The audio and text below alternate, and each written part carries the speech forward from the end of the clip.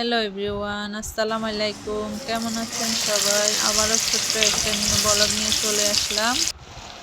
কে কোথায় থেকে আমার ভিডিওটা দেখছেন, ভিডিওর শুরুতে বলে দিচ্ছি সবাইকে জানাই আন্তরিকভাবে ধন্যবাদ আমার ভিডিও দেখার জন্য। এখন বাজে ভোর 5:30। আমি উঠছি ছাদে। দেখেন পুরো শহর ঘুমাচ্ছে, আমি ছাদে। ঠান্ডা ঠান্ডা ওয়েদার, আর কালকে বৃষ্টি হয়েছে, খুবই ঠান্ডা। একদম ছাদে উঠে মনে হয় যেন মনটা একদম ফ্রেশ হয়ে গেছে। আর পাখিদের কিচিরমিচির আওয়াজ শুনে তো মনটা আরও ভালো হয়ে গেছে। পাখিরা খুবই শব্দ করছে, খুবই ভালো লাগতেছে ওদের শব্দগুলো শুনে। আমি এখন নিচে নেমে আসলাম, চাটা বসে গেলাম। চা প্রায় হয়ে গেছে। চার ভিতরে আমি দুধ, চিনি আর কফি, আমি চার ভিতরে একটু কফি দিলে আমার কাছে ভালো লাগে।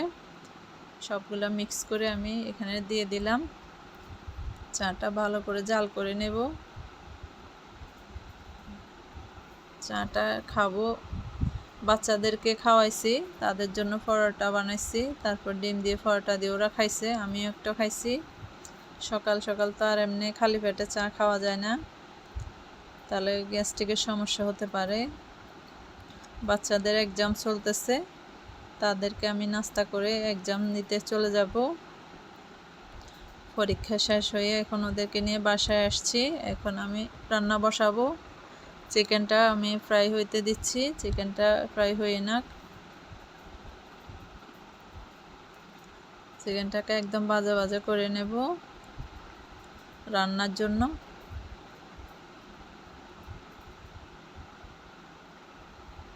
আমার চিকেনটা ফ্রাই ভাজা হয়ে গেছে, এগুলা উঠিয়ে নেব, এরপর রান্না বসিয়ে দেব।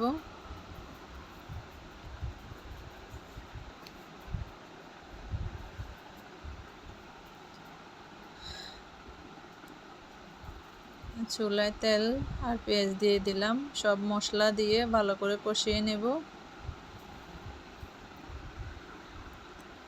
আমার আপু ভাইয়ারা কে কোথায় থেকে আমার ভিডিওটা দেখছেন অবশ্যই কমেন্টে জানাবেন।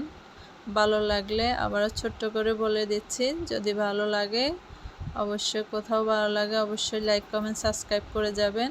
আমার ভিডিওর কোথাও অংশ যদি আপনাদের ভালো লেগে থাকে অবশ্যই ভিডিওটা কন্টিনিউ করে যাবেন।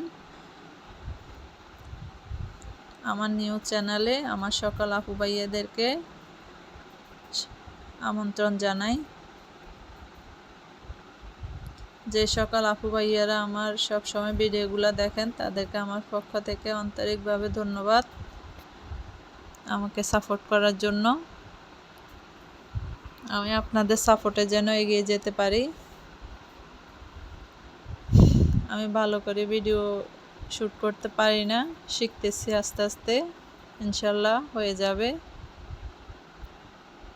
আপনাদের সাপোর্টে অবশ্যই আমি এগোতে পারবো।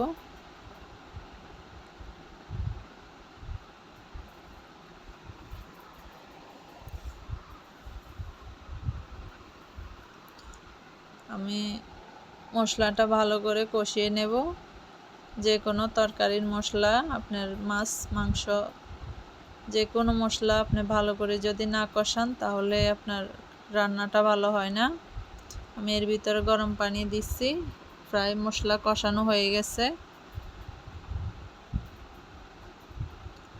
এখন দেখেন মশলাটা একদম পুরোপুরি কষানো হয়ে গেছে, এর ভিতরে তেল উঠে আসছে। আমি এখন চিকেনটা দিয়ে দিলাম। চিকেনটা দিয়ে আরও কিছুক্ষণ নেড়ে চেড়ে এগুলাকে আপনার আর একটু কষাতে দেব।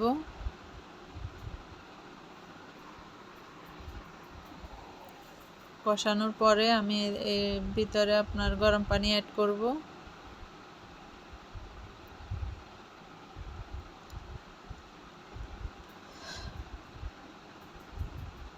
আমি বেশি আলু দিই নাই, 2টা আলু দিছি। বাচ্চারা তো অবশ্যই আলু পছন্দ করে, এই জন্য আমি মাত্র 2টা আলু দিছি বড় সাইজের।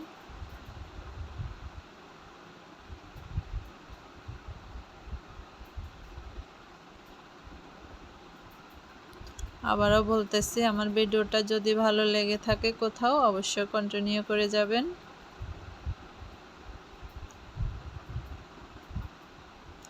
আর পাশে থাকা বেল আইকন অবশ্যই প্রেস করতে ভুলবেন না, যেন আমার সব সময় ভিডিও আপনাদের কাছে যায় পৌঁছায় নোটিফিকেশন।